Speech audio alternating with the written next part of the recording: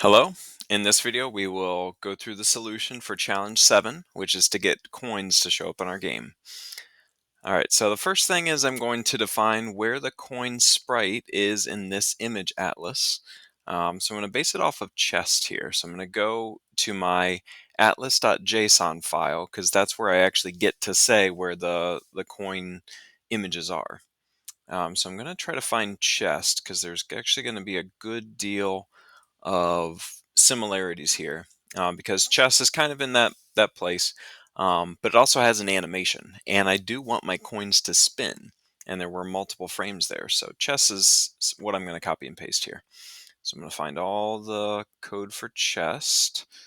So right before sword ends up, I do that again.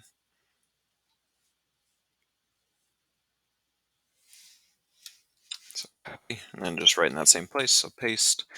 All right, so this new sprite image is going to be called coin. It'll have a certain X and Y and everything.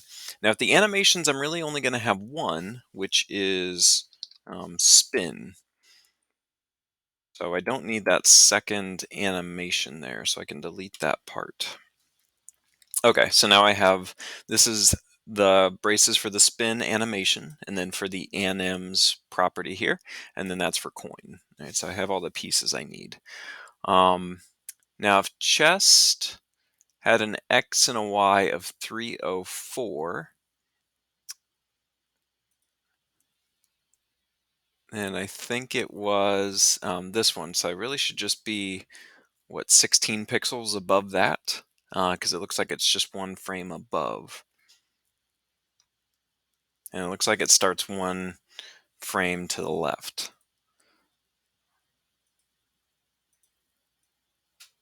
So 304 minus 16 would be 290. 296 would be, let's see, times minus 16. Okay, so 298 and then minus another 10, so 288. So I'm going to try that. I think that's on both of them. It's 288. Now, the width property, not on chest. All right, so chest should still be 304 and 304. For coin, I'm thinking 288 seems about right.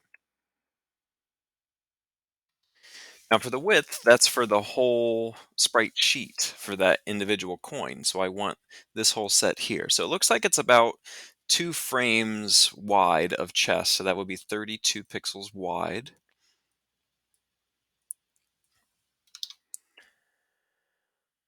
And it seems like the height is about the same. It's still going to stay as 16 because I think they're supposed to be floating in the air a little bit. Slice X. So how many frames do I have? It looks like I have 4 frames. So then my spin animation goes from, out of those 4 frames, goes from index 0 up to index 3. All right, so counting from 0, 0, 1, 2, 3, that gives me all 4 frames there. All right, and I do want it to loop. And what kind of speed? I guess I'll keep it as 20 for the speed, and I'll just see what that does. But I think I do have the coin sprite data is all good to go now. Maybe just press play just to make sure everything loaded okay. All right, so then into sketch.js. So first I'm going to look at my levels. Let's just place some coins in here somewhere.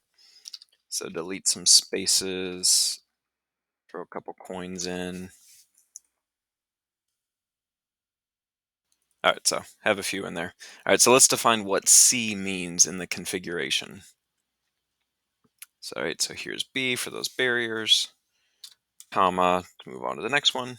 So what about for quotes C, colon, parens, arrow. So this is an arrow function, but it just goes ahead and returns square brackets, that list of components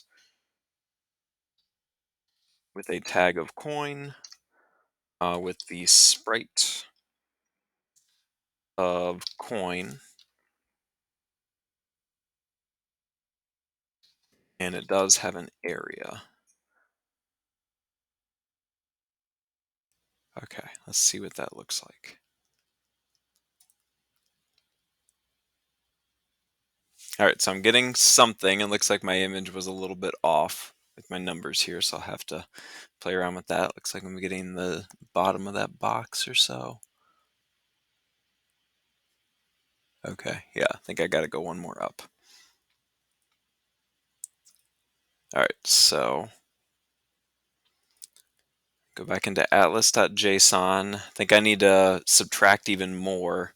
No, I think on the X I'm good. I'm going to guess that it's like the bottom of this piece, so it's my Y that needs to decrease again. So 288 minus 16 would be 282 minus another 10, so 272. Not that number, but there we go, 272. Let's see what that looks like. Okay, yep, looks like we got the coin. Now they're not spinning yet, but they're at least showing up. So then to make them spin, we have all these coins here.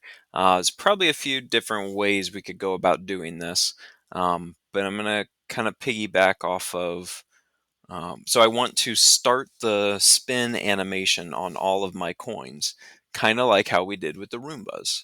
So for every Roomba, we told it to play the run animation. So we use the every function to go through all coins. So for every coin, then what's the function?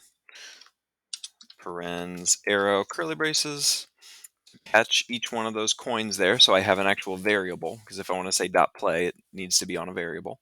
So catch each of the coins, call it C as a variable. So C dot play, parens, quotes, spin.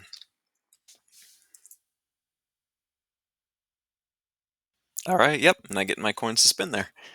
So it does look a little bit fast. I think I will slow that down, but this did start up that play animation for all of those coins. Yeah, so maybe set the speed more to like 8.